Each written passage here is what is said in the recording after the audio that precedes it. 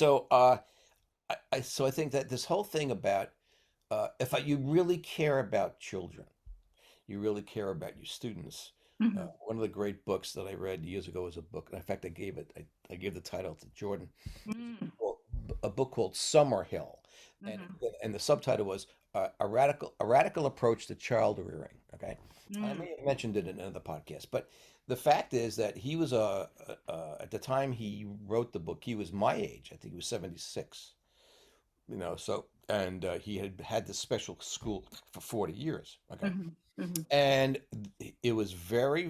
He had to maintain certain kinds of regulations because of the law, but within those laws, which are pretty, he could do a lot of stuff. So Hmm. he didn't have kids necessarily forcing them to go to certain classes. They learned certain stuff when they felt they were ready to learn certain things. They might say, "Well, gee, I want to know more about this." Oh, okay, well, I don't know how to read. Okay, well, here's a book, and you can work at learning how to read, right? Yeah. So all of that, but his whole notion was that if you love children, you love kids, you want them to be as free as they can be to be who they are and to develop who they might become. Yeah. Yeah. And parents, man, I'm going to tell you, parents can't do that. Most teachers can't do that. They're Yeah. afraid. They Yeah. are deathly afraid. Oh my God, my kid will do this. My kid will do that. It's bad. No, okay. I always gave kids credit for brains. Yeah. Always. I totally agree. I mean, that's how I raise my kids. Yeah. Like even when I give them books to read, when my son needs a book for, I don't look at like, okay, he's 11 years old. What book is 11-year-old supposed to read? No, Yeah, I'm giving him books that I read. absolutely. I give him Absolutely. books that I read that resonated with me and gave me lessons. So I give him my books. Like you don't have to be of a certain age to read the books that I'm reading. Yeah. First of all, parents, they don't seem to understand that their kids are probably a lot smarter than they think They're they are. super smart. I mean, any kid can figure anything out. Yeah, and also they are very curious about a lot of stuff, Yeah, and yeah, so they're you, super you smart. allow them you allow them to pursue their curiosity. And Hmm.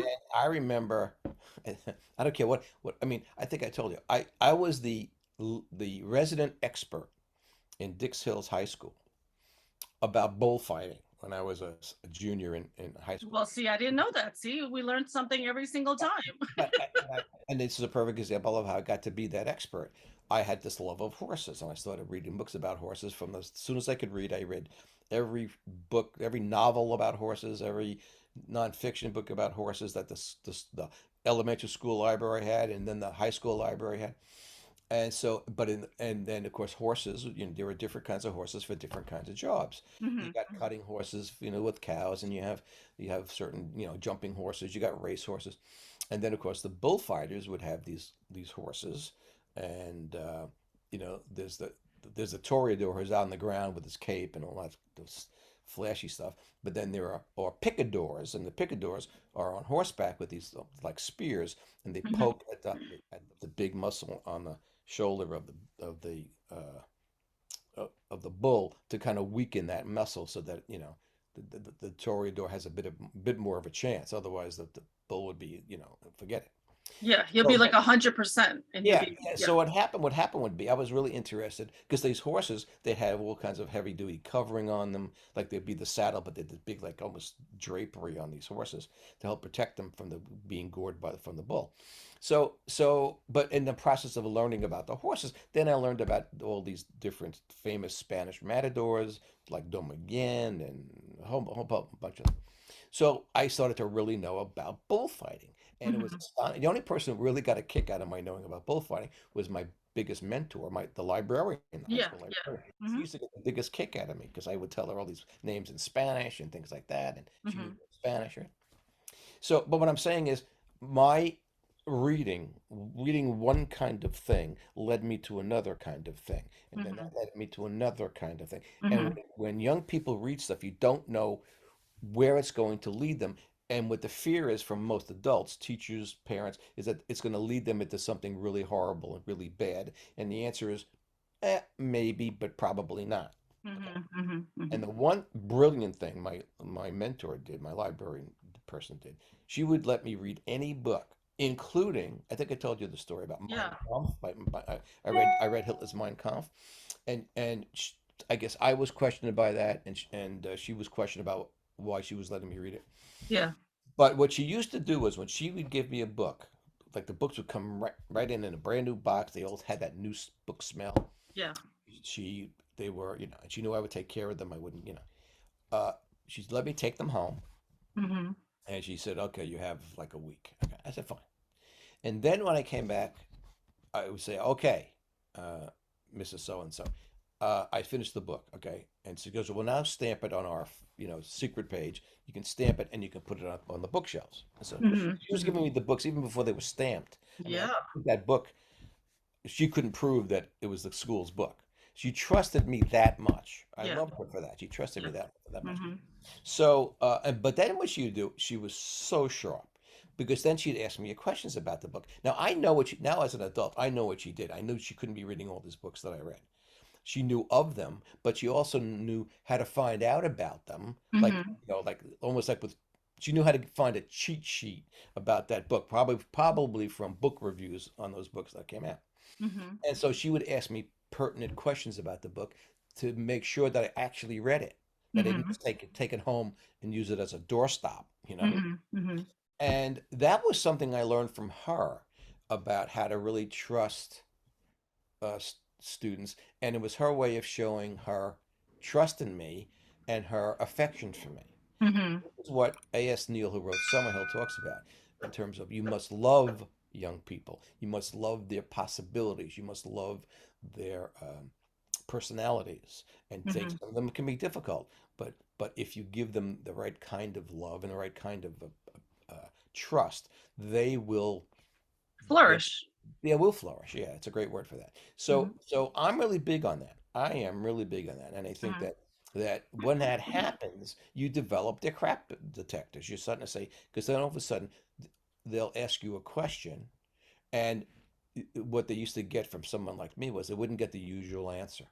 Okay, Mm-hmm. lots of Mm-hmm. times, kids will kids will say to their parents, "Does God exist?" And they'll say, "Hey, just look, I'm busy right now, but just say your prayers, and we'll talk about it some other time." Okay, Yeah. they Yeah. put it off. This just basically say your prayers, keep your mouth shut, and we'll find something else to discuss some other time. And they never discuss it. I mean, uh, by the way, one of the reasons why I was so knowledgeable about sex was I did the same thing with sex that I did with horses. Okay, Mm-hmm. Mm-hmm. so I started reading all these different books, and I Yeah. knew all the fancy words. You did your field study. Yeah, well, when I got a little older, I always wanted to do a lot of field study, as soon as I could, but it didn't work out that way. But anyways, Research is very important. Field uh, study is very important. yes, and by the way, not only research but practice. So Yes, you got to practice your skills. but my father, I heard the story when he asked me when he was going to give me the facts of life. I had all these fancy words. Well, that's okay. Yeah, this is a fellatio. This Hillingus and cunnilingus, and this is what, and I didn't know about all the sexual diseases, and and Yeah, so he was like, okay, you're fine, you're fine. but yeah, I think his line was, "Well, hey, you know more than I do. You talk to me. You give me some instruction." So, but I mean, but he was see, that's why he was great because he wasn't the kind of parent who was judgmental. Okay, his attitude Hmm. was, holy shit, I got a really bright kid here. I got a kid who Hmm. reads. I got a kid who knows stuff. Okay, Yeah, and he yeah, was proud of that. He yeah, wasn't afraid of it. He wasn't afraid about where that kind of curiosity was going to take me. You see, yeah, yeah. and I know a lot of teachers who were very concerned about what books kids were reading, and Wonder why? Why would they be so well, because close-minded? they believe erroneously that Hmm. kids are going to read stuff that's going to somehow quote corrupt them unquote, or make them less innocent. That's Hmm. that's Nancy Pelosi me, uh, Nancy Pelosi trying to raise money. So, so anyway, this is something that I learned not to do with students. Okay. In fact, if anything, I was telling them books to read that their parents would have been horrified that I told them to read. Okay. Hmm. Hmm. I'll give you one you should read when you get a chance. Yeah. There's an 18th century erotic novel Hmm. called Fanny Hill, and it was written by John Cleland, Cleland. Mhm. and it's one of the great erotic books of all time. Okay, Mhm. it's about a woman who's a prostitute and a brothel, and Now, as I recall, there were no four-letter words in it. Okay, Mhm. but the descriptions were so sexy. Okay, Mhm. that as a young person, I could say, "Ooh, ooh," it was titillating. Okay, but it was also funny. Yeah. And so, but they have what they call paraphrasis in it, where Fanny Hill would be describing, she goes, and I had a customer who had the most magnificent member of the most preponderance of proportions, and she would going on like that. Yeah, yeah, yeah, yeah, yeah, yeah. You're But reading the it, words that she would use were yeah. fascinating And too, at that age, probably. I was reading it. Okay, I was laughing, but I was also getting a boner. So, so I'm thinking, man, So it was helping your brain and your body all that's at it. the I same mean, time. I was in adolescent You were hog heaven. hooked. Yeah, I You was were in hooked. adolescent hog heaven, man. It was great. But what I'm saying is, and if I have it on my shelf someplace, I think it's probably falling apart because I had it in paperback. But And you read it so many times. in fact, when I was doing book discussions at the public library, I always wanted to. I would talk about it to my. I mean, these are all adults, right? I was Mhm. talking about. I said we really should do that. We really Yeah. should do Fanny Hill. But my library director was a little concerned. Yeah. They're like, I don't know, we should do But I that. but I said that when we do it, I said you're gonna have to put a thing in a blurb when you put in we give like a little Yeah. Yeah. A blurb about the. warning. Warning. Well, they used to give a blurb about the book I was going to do and what it was going to be Yeah. about, Yeah. and I was gonna tell the director, okay, and we'll put in something. This is adults only. Adults only, sexual content. Yeah, because I used to have every once in a while I would have a couple of high school kids come in. But Yeah. by the way, if the kids came in from high school, I would have said no problem. Yeah. Yeah. Because, I mean, if they were in high school, they're old enough to read a book like that and not. Yeah. Yeah. Did you, oh, random question. Did you check your Facebook for all your birthday wishes? Yeah, it's funny. I didn't get as many as you. I remember when I first retired, I used to get like I was astounded. I got like 150, 200. Yeah. And then for a while back, people were giving me birthday wishes, but it was the wrong birthday.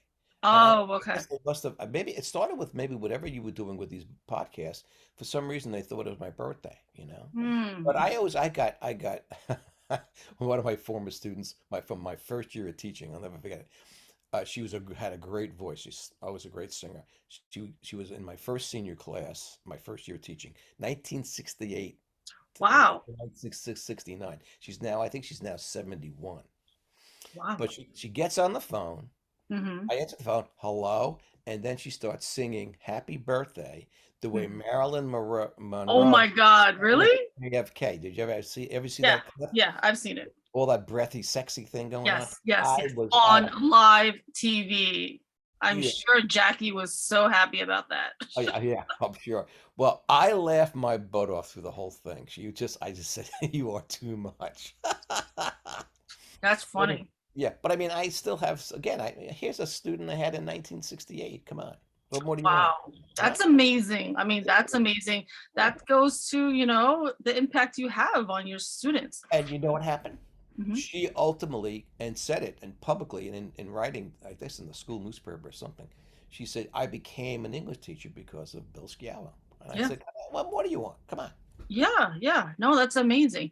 Now, how many books did you give to Jordan? I gave him three titles. 3 titles. Okay.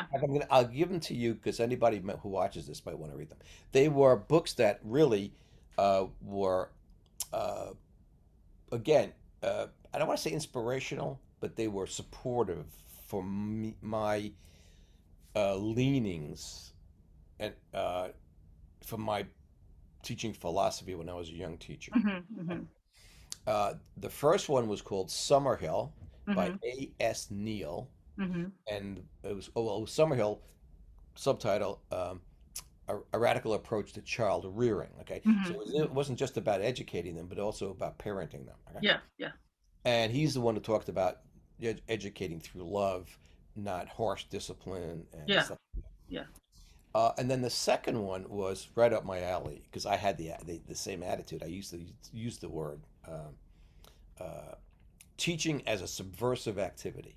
So when I went into teaching, I was knowingly going to be subversive, and my because my notion was that you only have two options. You could try to change the educational system from outside, Mhm. or you could try to change it from within. Mhm. Mhm. And that's true of any institution. Okay, Mhm. you have to make a decision. You're going to do it from without or from within. Yeah. So anyway, so with the library, for example, I'm as a board president, I'm trying to change it from outside. Within, right? Within or outside? Well, actually, it's actually outside because I'm not like the director. To me, it's like she's the show, but I'm like I Mhm. kind of say my philosophy that I give to her, I'm Mhm. really outside it. As far as I'm concerned, I'm outside it. Mhm. But you're right. I'm probably also inside it. It's Well, kind of yeah, a inside of it when you were a teacher because you're well, influencing but yeah, but all my the yeah, yeah, but my point with teaching was, okay, yeah, I'm going to be inside the system, and I'm going yeah. to try to change it by my methodology and my Mhm. personality. Okay, Mhm. I'm trying to give young people something different than what they're used to, Mhm. which is and has been compelling. You see, Mhm. and this all of a sudden makes me like the Pied Piper, but that like I don't want to call my students little rodents, following me off a cliff or something. No, but I would say probably intellectually and academically seductive for them Mhm. Mhm. because they would just say, I used to get it all the time. You're just not like any teacher I've ever had. You Yeah. just are, you know, Mhm. and I took that as such a great compliment. Yeah. But again, it was easy, and when I went to teaching at the universities, okay, I used to tell my future teachers that I was training. I said, look, you have to understand, okay, don't do what you think a good teacher does. Mhm. Okay? Don't do that. Don't go into this faculty room and say, "Oh, this person's a great teacher. I want to be like this teacher." And then you find out the hard way that the guy was a total incompetent buffoon. No, Mhm. no good. What you need to do is remember what did you like from your teachers when you were in high school, and what Mhm. didn't you like, and Mhm. then you teach accordingly. Mhm. And I don't even like to call it teaching. I tend to want to use, I'll say instruct, but you want the truth? I'm really thinking I'm a guide. See, I'm a guide. I'm Mhm. Mhm. I'm like the ancient Greek teachers were called pedagogues. They were called pedagogues because Mhm. they used to walk. The pedi prefix means foot. Yeah.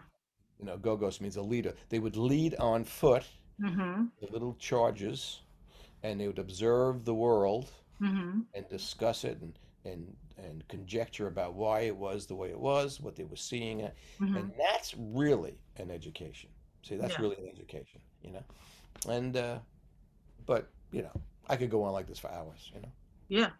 Did you say all three books? Oh no, and the last one, that's right. Yeah.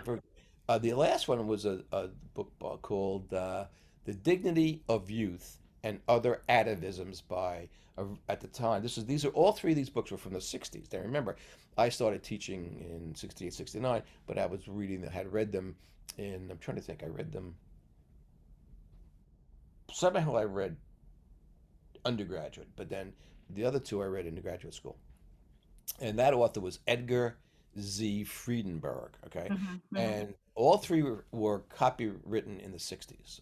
Mhm. Summerhill was actually 1960. The other ones were around 1964 and 1965, things like that. Mhm. And Mhm. you might get a kick out of reading them.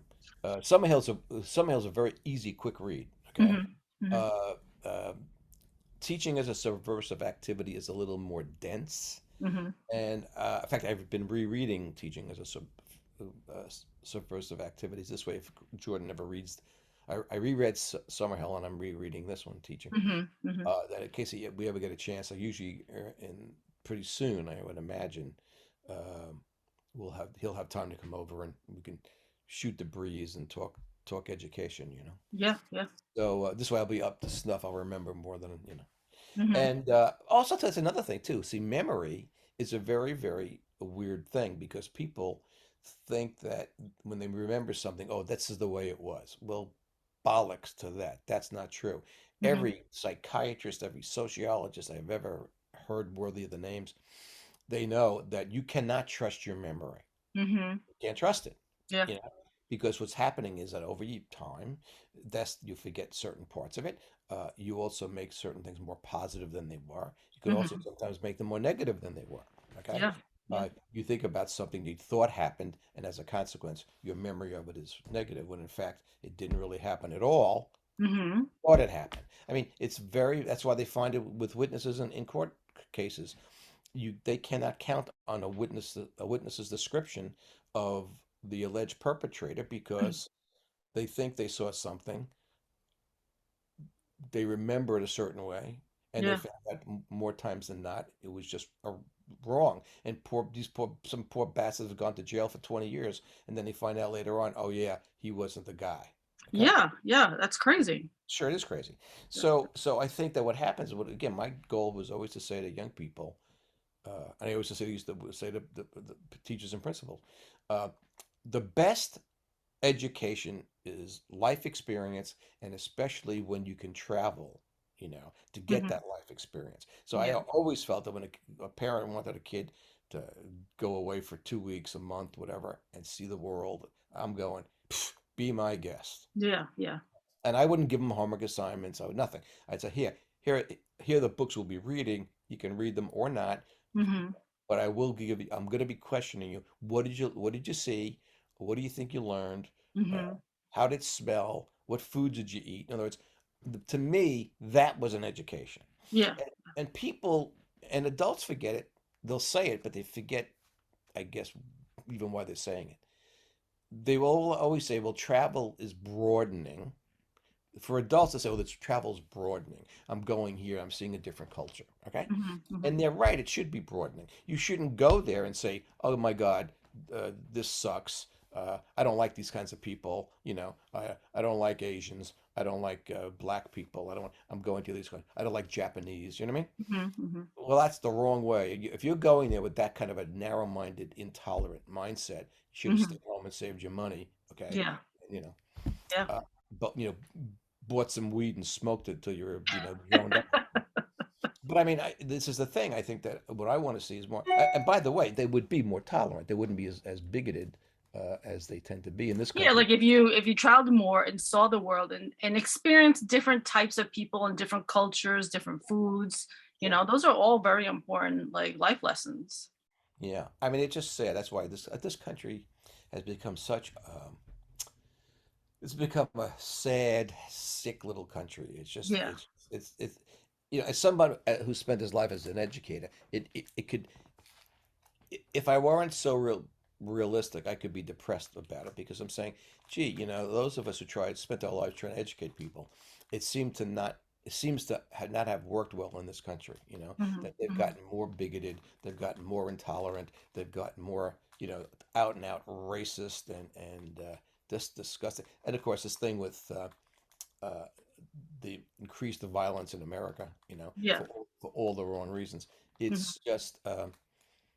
It's not, if it had had any pretensions of being the greatest country in the world, it cannot support that any longer. This is not the greatest country in the world. In fact, it's becoming, around the world, uh, we're considered to be one of the most dangerous countries to go to nowadays, Hmm. Hmm. okay?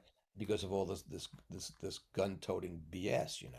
Yeah, So, yeah. uh, And yeah, there's also like a lot there was a lot of recently like a couple of my Asian friends were sending me articles about like, more Asian hate and people, attacking Asians in the streets of New York and all of this.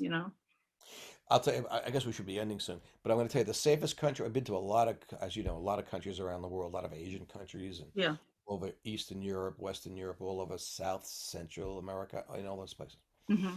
The safest, cleanest country I've ever been to, bar none, is Japan. Hmm. Japan. I knew you were gonna say that. Yeah, well, because you know what? I probably said it before to you, but I mean, it's so clean. They don't even have, how we have waste baskets on the streets, things like that. Hmm. Yeah, they don't have that. You know why? Their culture says, oh no, you unwrap a piece of candy, Hmm.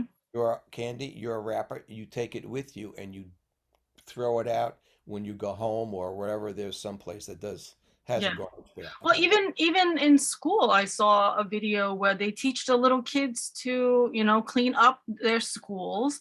They also teach them how to serve food to their fellow, students when they're little. Like they were probably, Oh, absolutely. 5 or 6 or something like But that. as a relatively small island type culture, they have to they have to be nice. They also it's the politest country. I mean, Hmm. um, I always get a kick.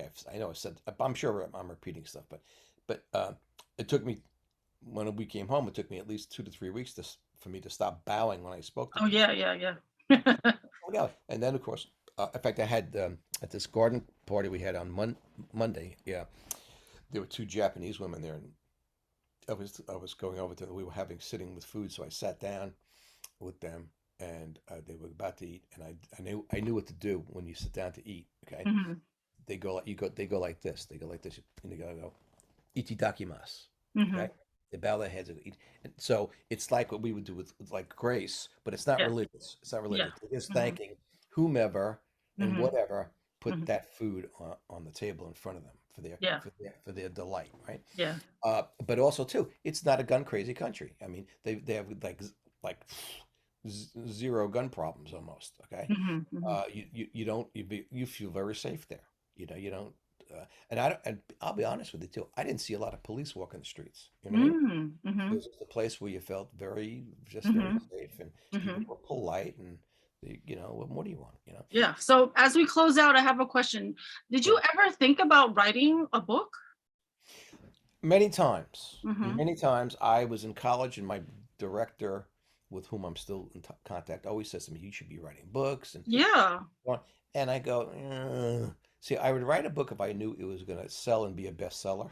Otherwise, I feel like I'm wasting my time. Yeah. Yeah. Yeah. But also, I always felt that unlike college professors, unlike a lot of writers I've met over the years, I seem to know a number of very famous writers in my youth and when I was doing my 2 years in Manhattan. Hmm. Um, they were actually they were interesting, but mostly they were very quiet.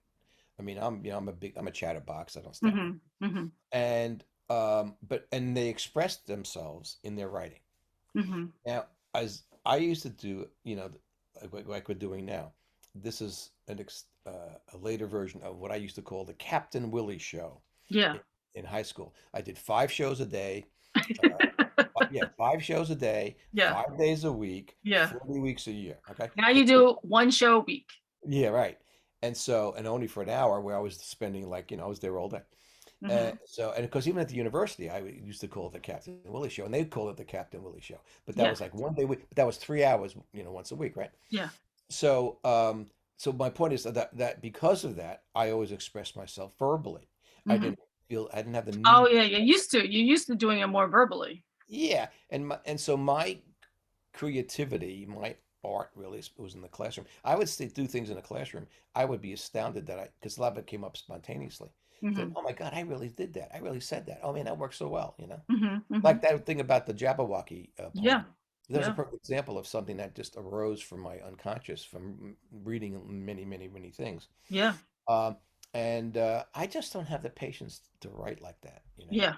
I was doing a written blog. I did it Yeah. Yeah. for Hmm. a couple of months, and part of me, thanks to you, I don't need to go back and write those anymore. To write those. Yeah, yeah, because I mean, that's what we said before with other people, where it's actually better to have you on a podcast speaking because we need to get your tone of voice, your, how you speak about it, your passion for it. Like, and it can only be, completely shown through video. Well, I kind of think so. I think I'm a verbal kind of guy. Yeah. But yeah, so I've been enjoying these. They keep me, they keep me focused. They keep me from being depressed. They keep me Hmm. from a lot of other stuff. And I also think that people need to hear someone like me because they still are. This going back to my original premise about crap detecting. They're not getting too much crap from me. In other words, I'm saying I'm calling it. I'm calling things as I see them. And I just don't believe in a lot of nonsense. And Yeah. part of my background too was when I was in high school in the 60s, that was the year it was Sputnik. It was 19, I think 53 or 50 something. And I was all through the early 60s. My high school was on the bandwagon for teaching, being heavily involved in teaching math and science. And Mm-hmm. I was in advanced classes in math, science, and English in those days. Okay, Mm-hmm. and by advancement, they jumped us. They didn't enrich us. It was we actually jumped a year ahead. Okay, Mm-hmm. Mm-hmm. so and I believe in science, and Mm-hmm. science is lots of things that will these wonderful discoveries. Science is a two-edged sword. Sometimes like it's great. Mm-hmm. Medical technology, for example, has just gotten so good and it's off the charts now. But other things can be really bad, like nuclear energy, because it could be used for making ridiculously destructive H bombs, and other Yeah. stuff that could be Yeah. used to for people's health and or to Yeah. create electricity. So I Mm-hmm. mean, my point is that we're in a world now where facts, scientific facts, and facts in general, people are going, oh, whatever we believe is okay. Perception is reality, but guess what? It's subjective. Okay, yeah, it's subjective. I get that, but that doesn't mean if it's subjective, that would mean okay, your opinion should be based on some kind of fact. And these clowns at the Trump uh, uh, thug acolytes of his, they don't understand that. They don't understand that he's feeding you garbage, Yeah. and the right wingers are feeding you garbage, and you're Mm-hmm. accepting it as fact, and you don't do any research. Yeah. Research. So Yeah. is there anything that, that you would tell the future kids of America how to make this world a better place? I used to say the following to them. Mm-hmm. You need to understand, you need to be like the great Greek philosophers and whatever. You need to question everything and Mm-hmm. everybody, including me. You see, that's the point that people forget. You can question me. You can say, I think what you said is bullshit.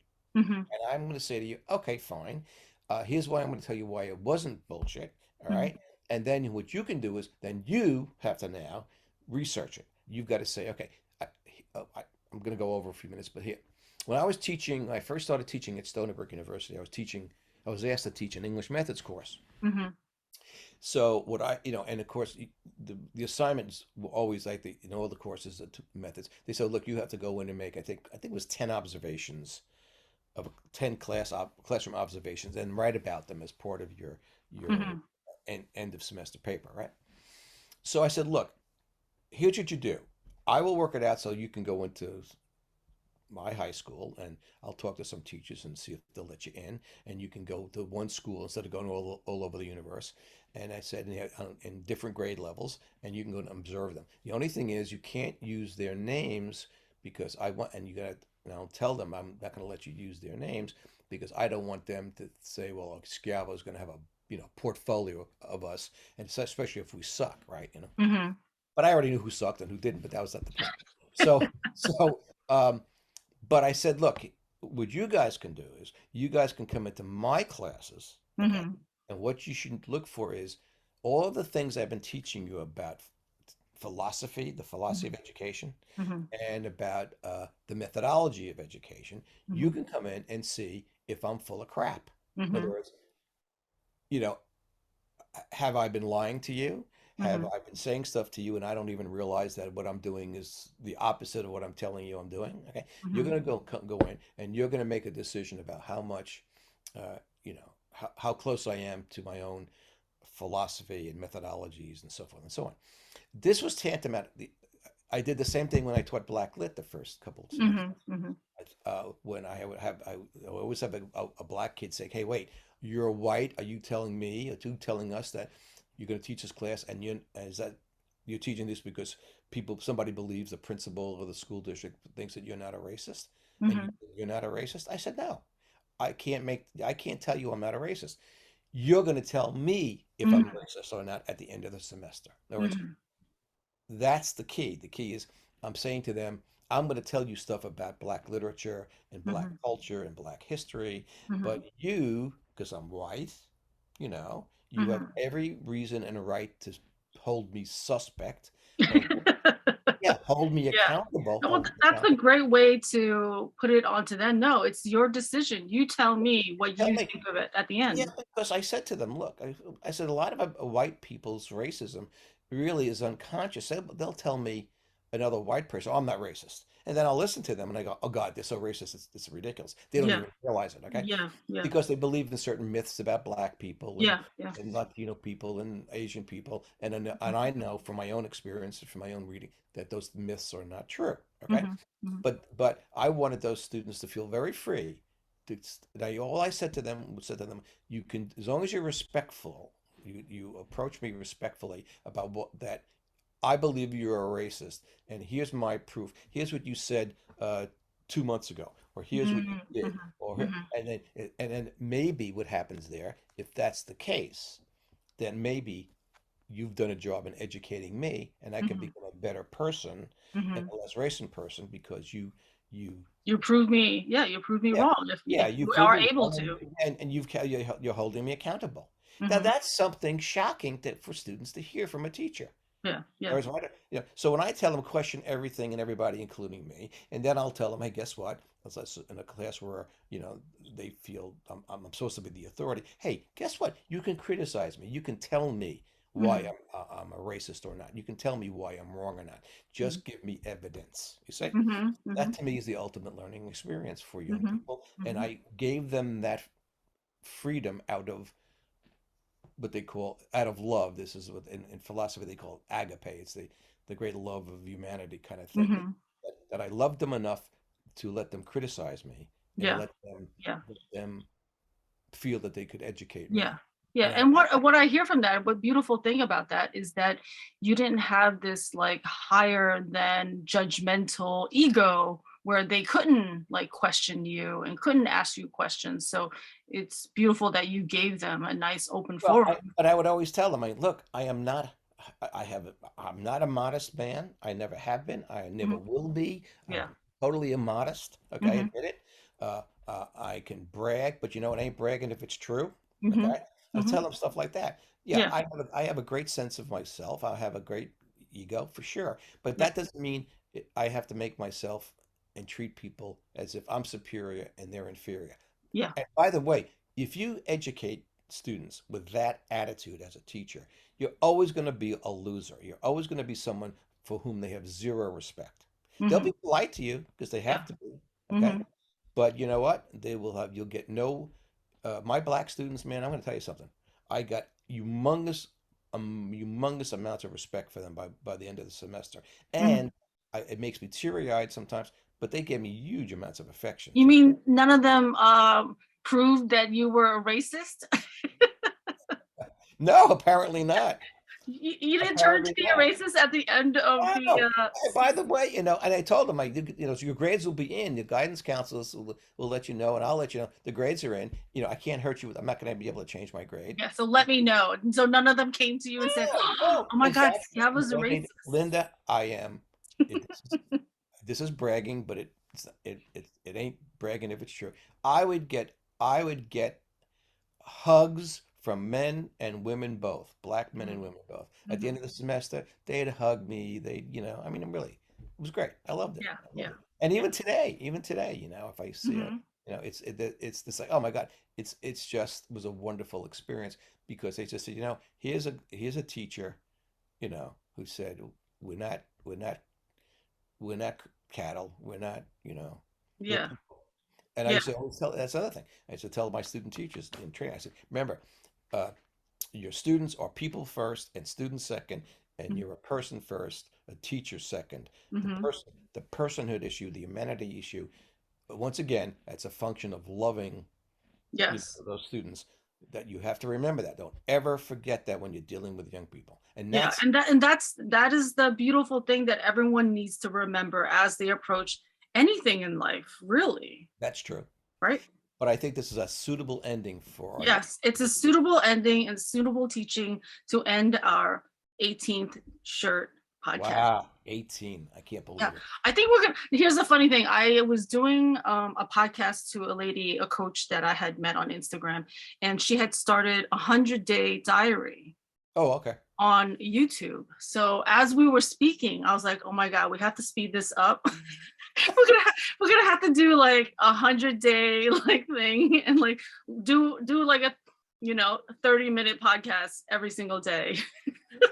I want to talk to you about something afterwards. We can do it if you can cut this off, Yeah, and we could do it right now, or yeah.